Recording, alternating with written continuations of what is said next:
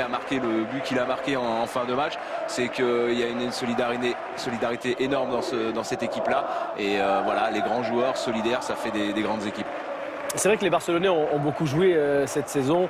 On le voit avec encore cette finale de Coupe du Roi après la fin de tous les championnats. Steve, qu'est-ce qui manque à cette équipe pour réaliser le triplé, par exemple, championnat, Coupe d'Europe et Coupe du Roi? Peut-être on parlait d'un quatrième attaquant qui pourrait suppléer et laisser un Neymar, Messi ou Suarez au repos parfois en championnat.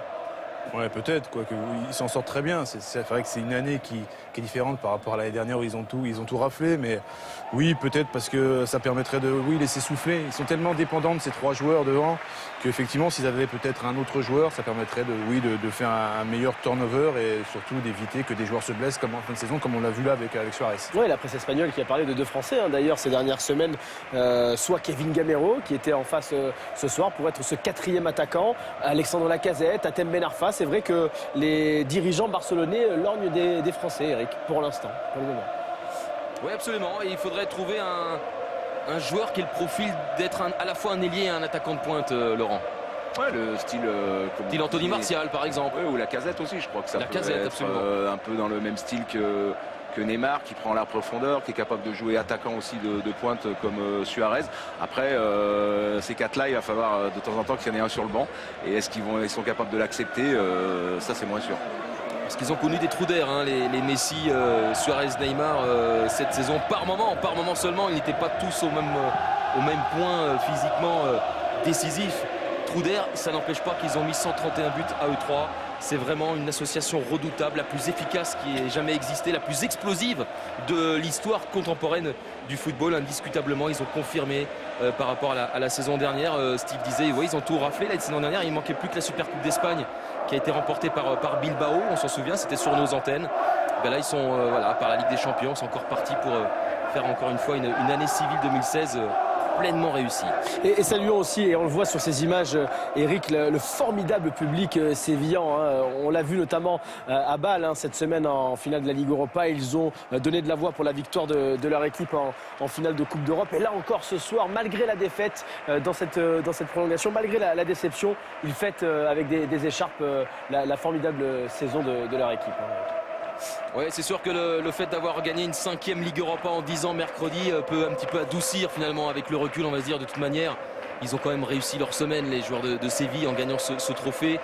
C'est vrai qu'ils auraient pu boucler la boucle ce soir avec une décennie fantastique, une décennie commencée en mai 2006 avec la victoire contre Middlesbrough en Ligue Europa 4-0. C'était un petit peu ce qui ressortait ce matin dans la presse espagnole, à savoir qu'ils pouvaient boucler la boucle de cette manière-là. Mais bon, c'est quand même une formidable saison pour Séville. Avec cette Ligue Europa, on voit les joueurs sévillans monter. Le monsieur sur la droite de l'écran à lunettes là, qui est en train de serrer la main d'Adil Rami, c'est le président de Séville, tout simplement. Le président sévillan, José Castro Carmona, Felipe VI qui donne les médailles, voilà, à Adil Rami, le roi d'Espagne. Vous avez également, que je vous dise pas de bêtises, Susana Diaz, la dame blonde qui est tout près du président sévillan, la présidente de la Junta de Andalucía, le chef de l'exécutif de la communauté autonome d'Andalousie. Il y avait beaucoup de personnes ce soir qui avaient dit qui boycotteraient si les drapeaux n'étaient pas présents dans le stade. Je pense à la maire de Barcelone depuis un an, Ada Colau, et puis Carles Puigdemont également, qui avait décidé de ne pas venir. Ils sont bien présents. Puisque finalement on a donné le feu vert à ces drapeaux catalans qui vont pouvoir encore une fois être comment dirais-je, pas soufflés, mais dans le ciel madrilène.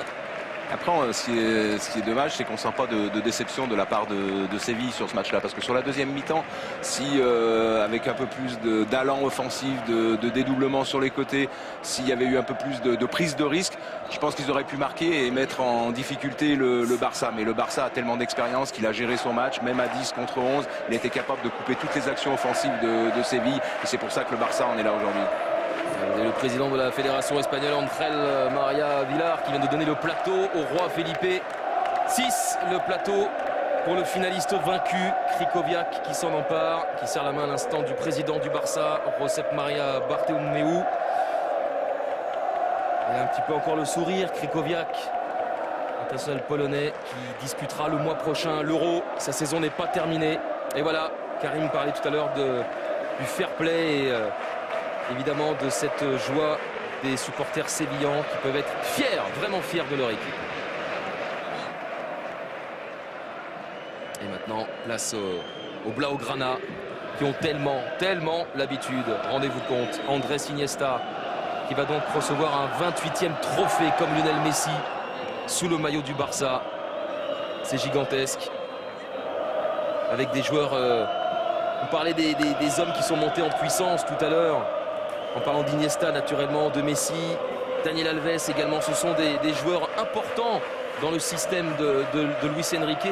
Daniel Alves, Messi, ils ont disputé toutes les minutes de toutes les finales récentes. C'est vraiment une équipe qui peut s'appuyer sur un noyau dur. Oui, mais pendant la période de difficulté où Séville a été à 11, les 4 défenseurs, Piqué, Mathieu et Alves, ont fait le boulot.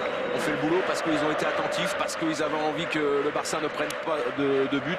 Et après, à 10 contre 10, tout le monde est monté en puissance. Ça a permis aussi à Iniesta de percuter, de trouver des solutions devant. Et surtout défensivement, je voudrais dire que les 4 ont quand même été exceptionnels pendant une certaine période. Le massage miracle permet à l'arbitre de venir chercher son petit trophée, félicité comme il se doit par le président du Barça. Alors qu'on continue évidemment de faire la fête dans les travées de Vicente Calderón et même côté sévillan.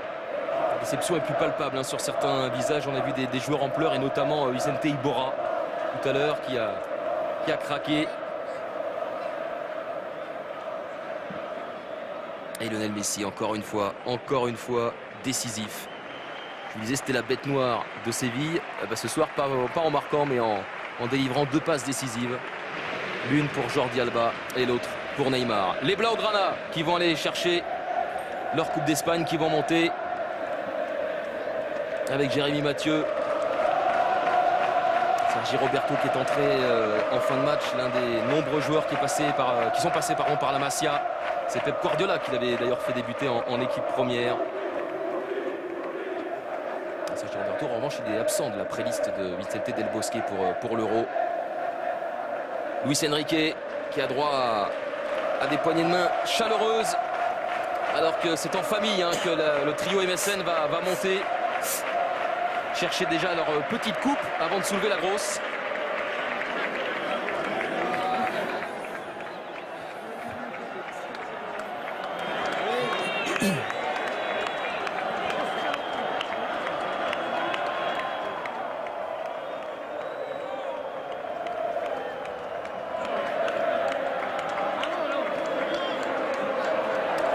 Dans les bras du président.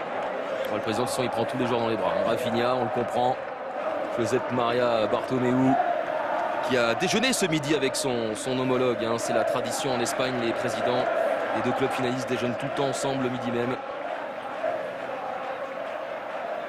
Le président José Castro Carmona qui peut être déçu. Je vous disais, c'est le monsieur à la cravate rouge, le président de Séville, qui disait à ses supporters cet après-midi, parce qu'il était dans la fan zone de Séville, dire quand on joue les finales on les gagne. Eh bien non, ce soir Séville n'a pas pu empêcher le Barça de s'imposer après prolongation.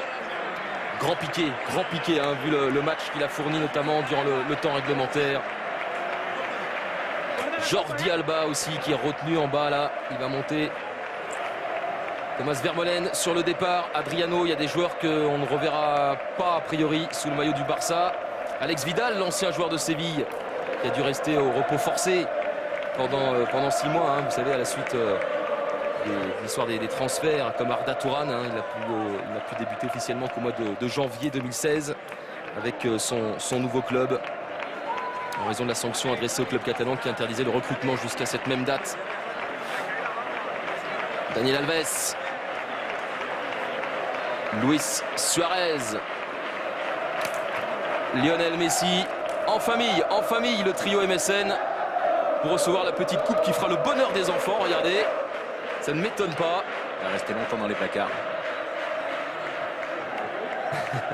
Alors que les joueurs de Séville viennent évidemment remercier leurs supporters. La coupe va être donnée dans un instant et va être récupérée par Andrés Iniesta. Le roi Felipe VI l'a bien en main. Il attend le capitaine Blaugrana qui demande à ses coéquipiers de se rapprocher de lui pour la photo officielle. Il y aura une autre photo sur la pelouse évidemment. Voilà, tout le monde se met en place. Ah, il y a des enfants qui sont sur la photo, ils n'oublieront pas ça de sitôt. Hein. Et Andrés Iniesta qui s'apprête à soulever dans le ciel madrilène le 2e trophée du Barça en l'espace d'une semaine, la 28e Coupe d'Espagne de son histoire.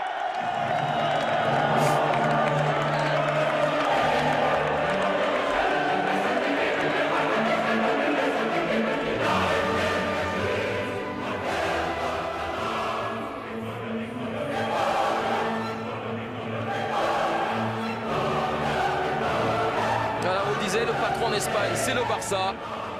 Auteur d'un doublé Coupe Championnat. Encore un, c'est la 7e fois dans l'histoire du Barça.